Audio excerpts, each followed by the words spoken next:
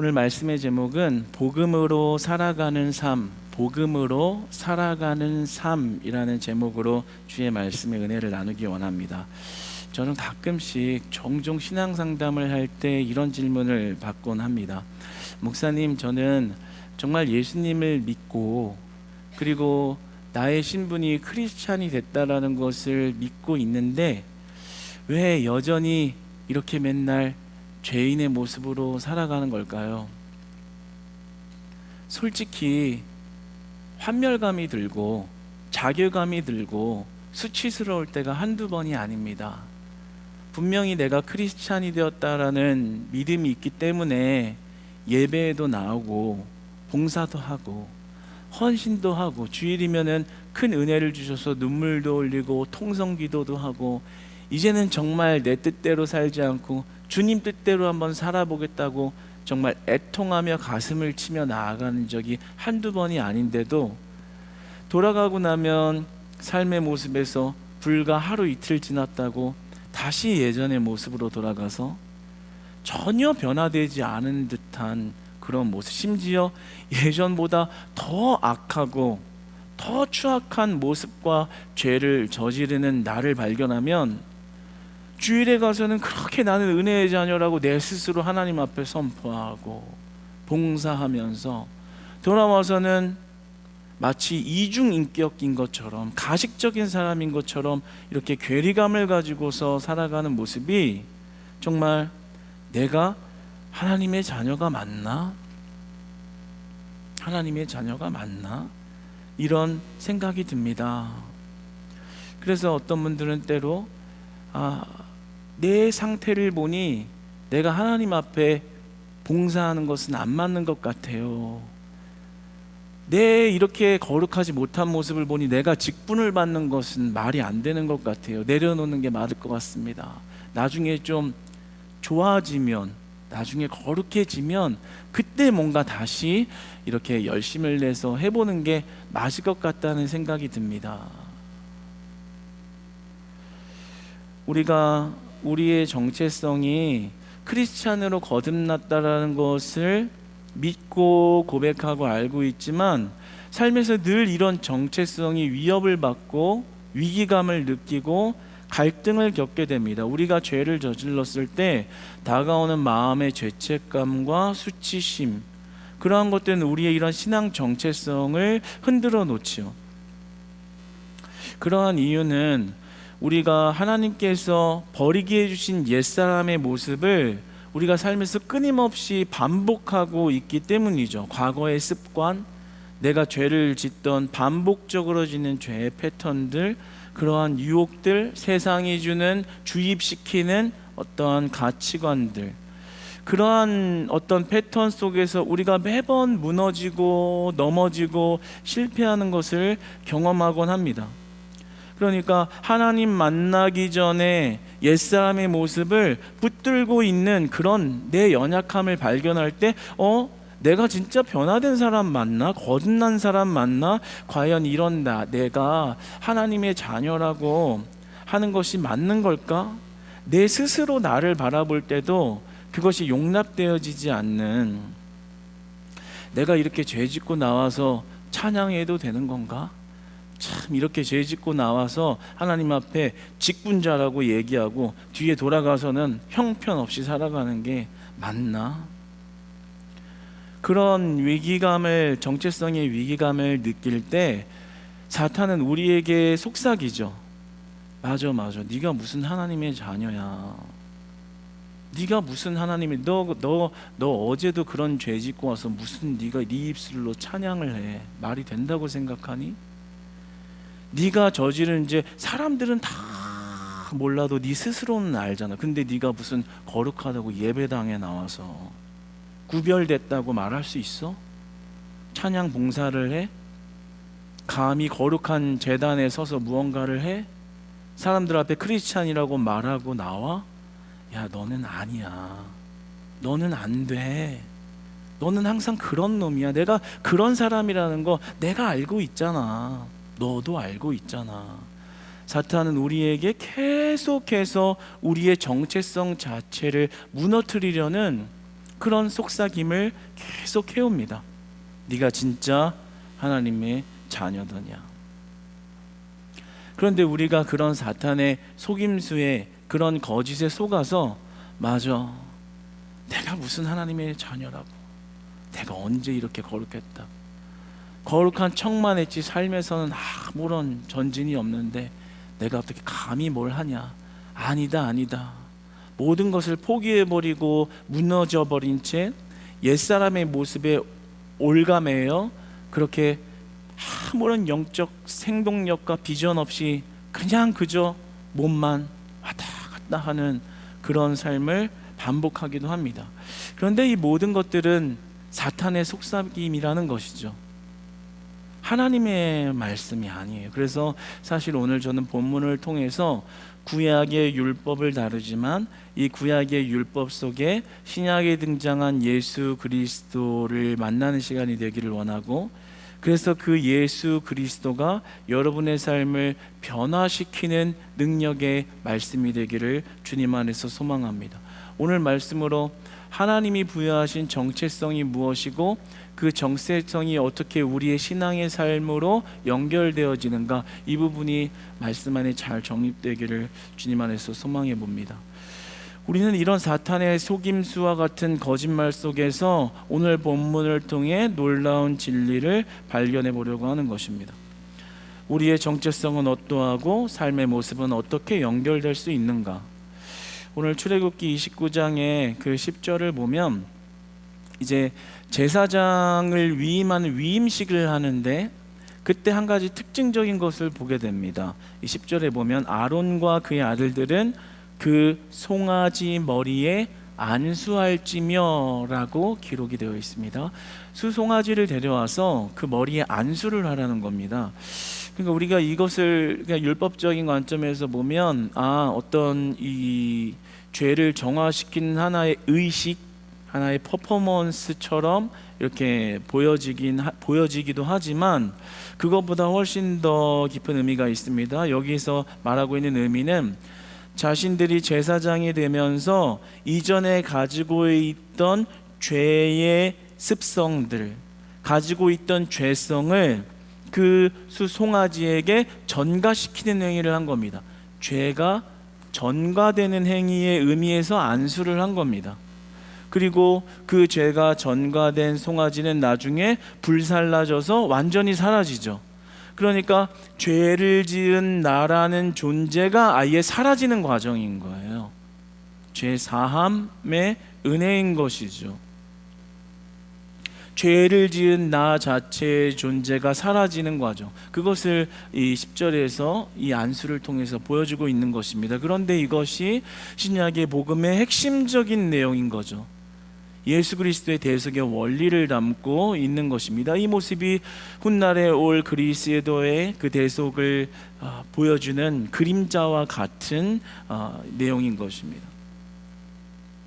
예수님께서 우리의 죄를 전가받으시고 그분을 믿음으로 우리가 가지고 있는 죄가 그분께 전가되어지고 그는 십자가에서 대속 제물이 되어 죽으심으로 내가 가지고 있는 죄의 존재, 나라는 존재의 죄 자체가 사라져버리는 그런 은혜를 이야기하는 것이죠. 그래서 하나님 나라의 법도 안에서 이것은 법정적인, 하나님이 제정하신 법도의 법정적 효력이 있는 그런 원리인 것입니다. 그래서 마치 우리가 재판장에서 판사가 피고 당신은 무죄입니다, 꽝꽝꽝 결정을 해버리면 무죄, 죄가 없는 사람으로 칭하여지는 것처럼 이 모든 과정, 우리가 그리스도를 믿음으로 내 안의 죄가 그분에게 전가되어졌고 그분이 죽으심으로 내 죄를 소멸시키셨다라는 것은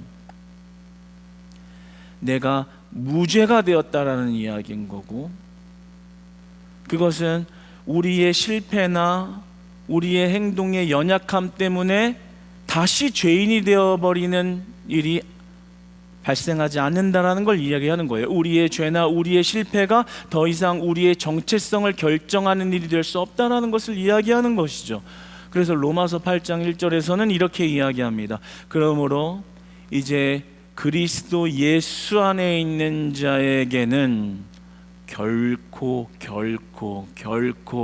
정죄함이 없나니.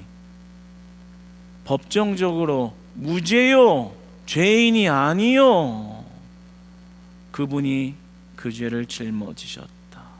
이 은혜되는 말씀을 8장 1절을 한번 같이 여러분 목소리로 한번 읽어봅시다. 시작. 그러므로 이제 그리스도 예수 안에 있는 자에게는 결코 정죄함이 없나니. 마음대로 죄 져도 된다라는 이야기가 아니에요. 죄는 죄의 죄값을 받게 됩니다. 그러나 우리의 정체성 자체는 변하지 않는다라는 거예요. 하나님의 아들이고 하나님의 딸이고 하나님의 자녀 되었다는 사실은 변함이 없다라는 거예요. 비록 탕자처럼 실수하고 넘어지고 실패하고 악한 일을 저지를지는 모르지만 그렇다고 해서 너를 내가 버린다라고 이야기하지 않는다라는 거죠. 마치 여러분이 아무개의 딸로 태어났으면 결국에는 끝까지 아무개의 딸이 되는 것이고, 아무개의 아들로 태어났으면 결국에는 그 아들로서 살아가는 게 법적 효력이 변하지 않는 것처럼 하나님이 여러분을 자녀 삼아 주셔서 정죄의 대상이 되지 아니하게 하신 하나님의 은혜의 구속력은 변함이 없다는 사실인 줄로 믿으시기 바랍니다. 믿으시기 바랍니다. 그게 복음이고 은혜인 거예요. 내가 죽었어야 되고 내가 죽어야만 하는데 그분이 송아지처럼, 송아지와 같이 핏값을 내낼 대신 지셨다. 그러므로 우리의 정체성이, 너는 사탄의 속삭임이라는 것은 우리의 정체성을 자꾸 무너뜨리는 거죠. 네가 무슨 신자야, 네가 무슨 직분자야, 네가 정말 직분자 받을 만해, 거룩해? 네가 무슨 봉사자야, 웃기지 마. 그러나 하나님은 그런 연약함을 아시면서도 여러분들을 세워가시는 것이고요, 그런 연약함을 벗어버릴 그리스도의 능력을 덧입으며 그리스도의 은혜에 붙잡혀 살아가기를 원하시는 것이 하나님의 마음과 그분의 일하시는 방법입니다. 그러니까 우리가 이런 면에서 봤을 때 우리는 나라는 존재가 가지고 있는 죄성이 완전히 소멸되었기 때문에 예수 그리스도를 믿고 그 부활을 경험한 자들은 이제 새로운 삶을 살아야 되는 거예요. 새로운 삶. 이제는 이전과 같지 않은 옛사람에 매어진 육신에 속하여진 사람이 아니라 이제는 그리스도에게 속한 자, 영적인 자, 영이 밝히 열려있는 자, 그리스도를 사랑하는 자, 그리스도를 닮아가는 자가 되어야 한다는 것이죠. 그런데 우리가 겪는 문제는 바로 이 지점에서 발생하는 거예요. 맞아, 이제 새 삶을 살아야 돼. 근데 왜 나는 자꾸 맨날 실패하지? 이상하다. 새로운 삶을 살아야겠다고 나도 믿어지는데 왜 맨날 고꾸라지지? 자꾸만 실패를 거듭하는 지점에서 우리가 혼돈과 위기감을 느끼는 거죠. 이 부분을 우리의 삶의 실제적인 부분, 구원을 받았다라는 법적 효력이 일어난 이후에 우리의 삶의 부분, 이것을 우리가 신학적으로 성화의 과정이라고 이야기를 하죠. 많은 분들이 알고 있는 용어이긴 하지만 이 성화의 과정이 어떻게 온전하여질 수 있을까라는 영역인데, 그것이 오늘 본문 안에서 이렇게 은혜로 나눠지기를 원합니다. 일단 우리가 로마서 7장 19절로 20절을 한번 같이 읽어보겠습니다. 시작. 내가 원하는 바 선은 행하지 아니하고 도리어 원하지 아니하는 바 악을 행하는도다. 만일 내가 원하지 아니하는 그것을 하면 이를 행하는 자는 내가 아니요 내 속에 거하는 죄니라. 아멘. 희한한 일인 거예요. 이제 나는 새 사람이 되는데 선을 행하고 싶은데 도리어 원하지 않는 악을 행하고 있네. 우리가 매번 실패하는 지점이 이거죠. 맞아요. 하나님 은혜 주셔서 감사합니다. 이제 무엇을 위해서 살아야 할지 알겠네요. 막 열심히 하다가 며칠 지나 확 꼬꾸라지는 모습을 보면서 왜 나 이 모양이냐, 왜 나 이거밖에 안 되지? 영적으로 밝아지면 밝아질수록 그 온전치 못한 삶의 모습이 회의감으로 찾아오는 것이죠. 바울도 마찬가지였던 거예요. 그 부분을 이렇게 이야기하잖아요. 도리어 원하지 아니하는 바 악을 행하는도다.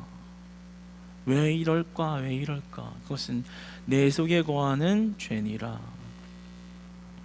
이것을 오늘 이 시간에 막 자세하게 다 풀어갈 수는 없지만 간단하게 정리하면 이렇게 이야기할 수 있겠습니다. 우리가 훗날에 예수 그리스도를 면전에 배웠고 그리스도와 완전히 연합하는 이 죽음 이후의 시간에는 그 문제가 완전히 해결되지만 이 땅에서 우리가 살아가는 동안에는 아직 그 죄의 불순물 같은 찌꺼기가 남아있는 거예요.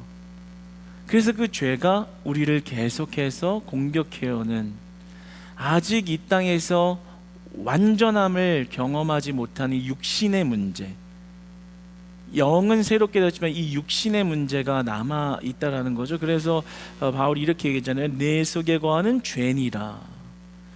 그게 너의 의지나 환경 때문이 아니라 너 안에 있는 그 남아있는 죄의 뿌리가 너를 넘어뜨리는 것이다, 이렇게 이야기하는 거죠. 그럼 이 가운데 우리는 어떤 소망을 바라보고 그 죄로부터 벗어나 그 죄를 이겨가는 삶을 살 수 있을까라고 한다면 오늘 본문의 21절이 그 해답을 주고 있습니다. 오늘 21절의 끝자락을 보면 이렇게 기록되어 있죠.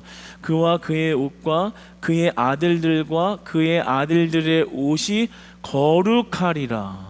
거룩하리라. 이 송아지에게 안수를 하고 송아지를 다 각을 떠서 피 흘림과 속죄를 한 이후에는 이제 어떻게 됐다고요? 그들의 옷이 거룩하리라. 그러니까 죄는 전가가 되었는데 전가된 것으로 끝난 게 아니라 의로움이 전가되어 왔다라는 거예요. 죄의 전가가 이루어짐과 동시에 의의 전가가 이루어졌다라는 거예요. 거룩해졌다. 너는 이제 그 속죄함의 은혜로 말미암아 의로움을 받았다. 우리가 예수 그리스도를 믿는다는 것은 죄 사함만 일어나는 것이 아니라 동시에 그분의 의로움이 우리에게 전가되었다라는 것을 의미하는 것입니다. 거룩하리라, 거룩하리라. 그러니까 내가 예수님 믿고 구원함을 받았다라는 것은 단순히 죄 사함 받았다, 죄로부터 벗어야 된다라는 의미에서 끝나는 것이 아니라 더 나아가 그분의 의로움이 내 삶을 채우신다. 그분의 의로움이 나를 이끌어 가신다. 그분의 의로움이 나를 새롭게 하신다. 그분의 의로움이 내가 죄를 이길 수 있는 능력이 되신다라는 말을 하는 것입니다. 그러니까 우리가 넘어질 수는 있지만 그것이 하나의 죄책이나 죄 사함만으로 끝나는 것이 아니라 다시금 그리스도의 의로움을 입어 그 죄로부터 벗어나올 수 있는 능력까지가 우리가 나아가야 할 방향이라는 거죠. 그래서 우리는 교회에 다니는 사람이라는 명사가 아니라 그리스도의 사명을 감당하는 제사장이라는 동사로 살아가야 되는 거예요. 멈춰있는 은혜로 끝난 것이 아니라 날마다 나의 모든 힘의 근원이 그리스도께서 베푸시는 의로움에 있다라는 것을 주장하고 강구하고 매달려서 살아가는 삶이 필요하다라는 거죠. 그러니까 우리가 신분은 변화된 것은 맞지만 그 죄의 불순물이 남아있어서 자꾸 무너지는 이 실패의 현상에서 벗어나오기 위해 우리가 할 수 있는 모든 것은 내 의지나 능력이 아니라 그리스도의 의로움에 있다라는 거예요. 그러니까 우리가 실패하는 현장에서 내 정체성을 부인하는 게 아니라 내 실패 현장에서 우리는 바라봐야 돼요. 하나님, 그리스도의 의로움이 내 심령을 주장할 수 있도록 은혜를 베풀어 주세요. 하나님, 내 마음으로는 안 되네요. 100번을 울어도 100번 실패하는 베드로와 같은 이 모습이 변화가 되지 않습니다. 그래서 내 힘으로는 안 되는데 예수님께서 베풀어 주신 의로움이 내 안에 살아있을 때만 하나님 이 일은 가능한 줄로 믿습니다. 하나님, 나를 죄로부터 벗어나게 하시고 나의 연약함을 도우시고 나의 부족함을 그리스도의 의로움으로 채워주셔서 이제는 더 이상 옛사람의 모습에 올가매어 그 죄책감에 시들려 어두움 가운데만 거하는 나의 모든 영적 불안함과 우울함을 제하여 주시고 이제는 그 의로움으로 나를 돌이키시사 그 죄로부터 승리할 수 있는, 돌이킬 수 있는 그리스도의 의로움의 능력을 나에게 허락하여 주시옵소서. 내 힘과 의지가 아니요 그분의 의로움이 우리의 능력이 된다라는 사실입니다. 여러분, 이것이 놀라운 비밀이고 은혜인 거죠. 우리가 실패하는 것은 어찌 보면 자연스러운 거예요. 그런데 그 실패 속에서 그 실패를 벗어나기 위한 방법이 내 노력과 내 열심과 내 수고에 있는 것이 아니라 그분의 의로움이 내 안에 충만할 때만 가능하다라는 거예요. 그래서 우리는 이것을 경험해야 되는 거예요. 그것이 성화의 과정입니다. 그리스도의 의로움이 그 죄를 자꾸만 이겨가게 하시는 것을 삶에서 경험하는 것. 구원을 선물로 받은 건 맞는데 그 선물을 가지고 살아가는 삶에 있어서 그 능력이 그리스도의 의로움으로 채워진다라는 것을 자꾸 경험하는 것. 그 경험이 바로 예수 그리스도의 장성한 분량에 이르며 주를 닮아가고 주와 함께하고 주님의 은혜와 능력으로 살아가는 삶이 되는 것이죠. 그러니까 우리는 죄를 용인하는 태도, 죄 지어도 괜찮다라는 구원파, 이단인 구원파들이 말하는 그런 구원 논리의 이런 구원 논리를 가지고 있는 것이 아니라 오히려 넘어질 때 다시 그리스도를 향해서 그 죄를 이겨내고 그 죄로부터 벗어지는 그리스도의 의로움을 경험하는 자들인 것이죠. 그래서 저는 여러분 삶에서 여러분이 매번 실패를 많이 하고 넘어지기는 하지만 그때마다 그리스도가 입히시는 그 오늘 제사장들에게 입히셔서 그 옷이 거룩하리라 라고 말씀하신 그리스도의 의로움을 덧입는 매일매일이 되시기를 축복합니다. 넘어질 때가 있지만요, 그래도 그 의로움이 여러분들을 일으키시는 것도 경험해야 되는 거예요. 그래서 우리의 기도가 업그레이드 돼야 됩니다. 우리 기도가 어떻게 업그레이드 돼야 되냐면, 우리가 기도할 땐 이러죠. 기도가 주님 왜 이 모양일까요? 또 죄졌습니다. 죄책에 시달리는 것으로 끝나고 다짐하고 말지만 우리가 한 걸음 더 나아가야 되는 거예요. 하나님, 이 죄로부터 벗어나고 싶은데 나는 능력이 없어요. 이 죄를 이길 수 있는 능력을 그리스도의 의로움으로 주세요. 하나님, 내가 무슨 죄 때문에 왜 이렇게 맨날 넘어지는지 저는 모르겠어요. 이렇게 무지한가 봐요. 영안이 닫혀 있어서 왜 이렇게 매번 실패하는지 모르겠어요. 왜 실패하는지도 알려주세요. 그 실패하는 원인을 찾게 해주세요. 그 내 은혜의 통로를 탁 막고 있는 그 장애물을 알게 해주세요. 그리고 그 장애물을 걷어낼 수 있는 그리스도의 놀라운 의로움을 나에게 입혀주세요. 그래서 오늘 제사장들에게 너는 거룩하리라, 거룩하리라, 그 대속의 은혜가 내 삶을 다스리게 해주세요. 여러분이 실패하는 현장에서 그리스도의 의로움의 강함을 만날 수 있는 그 회복의 현장, 용서의 현장, 다시 일으키시는 현장이 되시기를 주님 안에서 소망합니다. 여러분, 자기 효능감 이론이라는 말이 있습니다. 자기 효능감 이론. 이것은 학자인 알버트 반두라라는 학자의 이론인데요. 내용은 이러합니다. 성공 경험이 많으면, 삶에서 성공 경험이 많으면 자기 효능감이 굉장히 높아진다라는 거예요. 그래서 작은 성공을 자꾸만 경험하다 보면 그것이 시간이 지나다 보면 나도 다 할 수 있어 라는 어떤 자기 효능감, 그런 능력과 자신감이 생긴다라는 거죠. 그런데 저는 우리가 신앙의 삶을 살아가고 살아내야 하는 문제에 있어서 우리 성도들이 이런 자기 효능감 이론과 같은 것이 접목될 부분이 있다고 여겨집니다. 뭐냐면 이 매일의 삶에 실패만 경험하는 게 아니라 실패 속에서 그 실패를 승리로 이끌어내는 그리스도의 의로움을 자꾸 경험하는 거예요.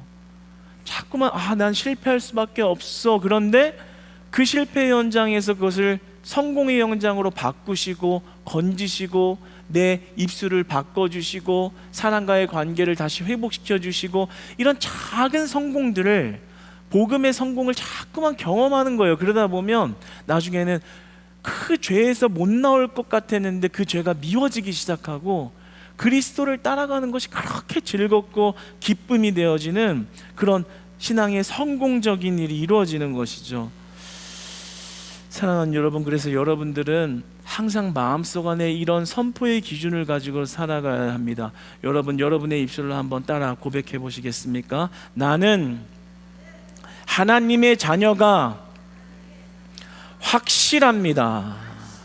한 번 더 고백합시다. 나는 하나님의 자녀가 확실합니다. 아멘. 이제 더 이상 사단의 속삭임에 속지 마시고요. 그럼에도 불구하고 나를 사랑하시는 그 하나님의 은혜와 그 믿음의 법정적인 효력을 날마다 여러분 마음 안에 기준 삼아 살아가시는 여러분 되시기를 축복합니다. 여러분, 그러다 보면 내 안에 죄책감이 찾아오잖아요. 실패할 때. 그때 거룩한 갈망을 불러 일으키셔야 되는 거예요. 그래서 저는 여러분들에게 마지막으로 권면합니다. 여러분이 왜 또 넘어졌지? 왜 또 실패했지? 나는 이것밖에 안 돼 라는 그런 죄책이 찾아올 때 동시에 도대체 무엇이 나를 이렇게 넘어지게 했는가 라는 질문과 함께 그 죄의 패턴을 분석하세요. 무엇가 나를 영적으로 이렇게 실패하게 했는가? 저 사람의 말 때문에, 내 자격지심 때문에, 내 피해의식 때문에, 내 죄의 습성 때문에, 환경 때문에 무엇이 나를 이 죄의 실패 현장으로 이끌었는지를 하나님께 간구하면서 찾아내세요. 그 패턴을 파악하게 해달라고 알려주세요. 그 원인이 발견되면 그 원인을 해결할 수 있는 지혜와 능력을 우리 예수님께 구하고 찾으시기를 바랍니다. 그리고 무엇 때문에 넘어졌는지를 찾게 하셨다면 그것을 해결하실 그리스도의 의로움을 만나시고요, 그리스도의 의로움이 말씀으로 말씀하셨다면 그것에 순종하는 여러분 되시기를 축복합니다. 순종하는 여러분 되시기를 축복합니다.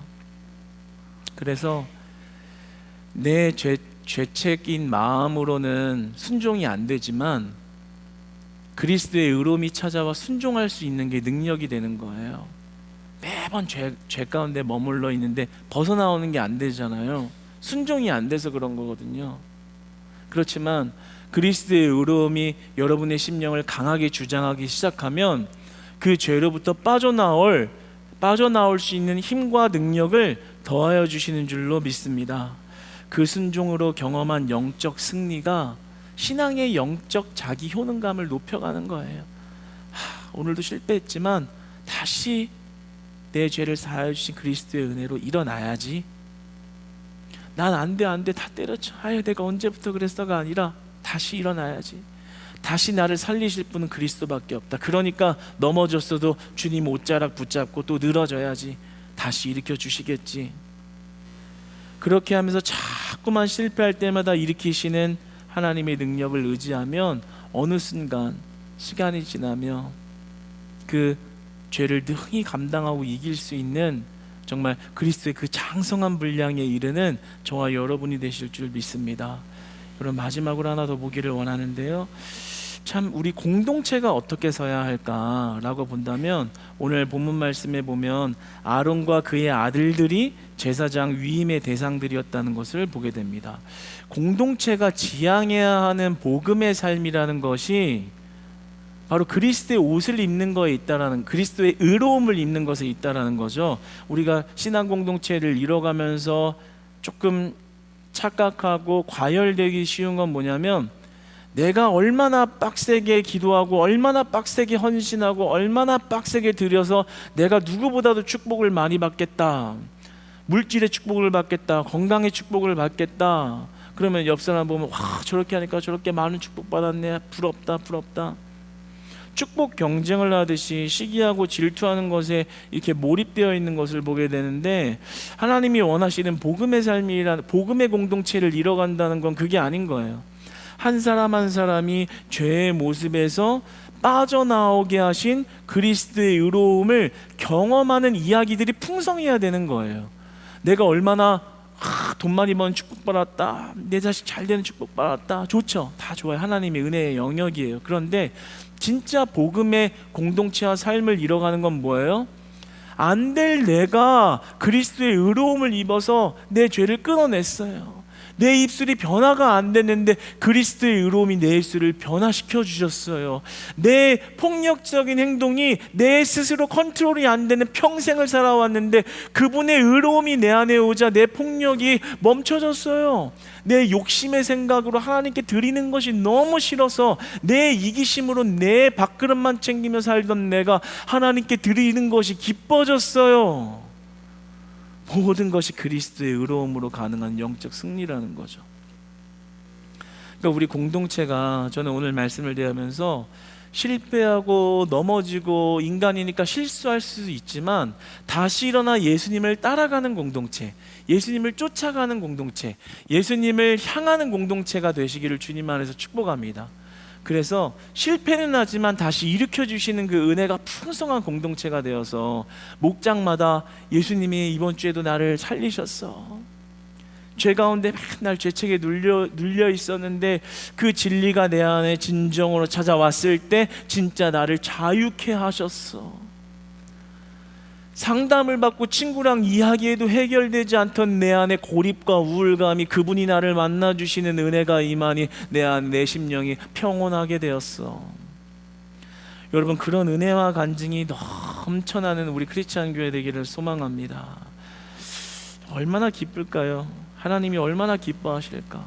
많은 능력 받는 것도 기뻐하시겠지만 정말 그리스도의 의로움이 그 공동체를 주관하고 있어서 넘어져도 그분의 능력을 경험하여 다시 일어나는 그런 간증들이 채워진다면 우리는 반드시 하나님이 기뻐하시는 교회예요, 하나님이 쓰시는 교회예요, 하나님이 역사하시는 교회예요, 하나님이 책임지시는 교회가 될 줄로 믿습니다.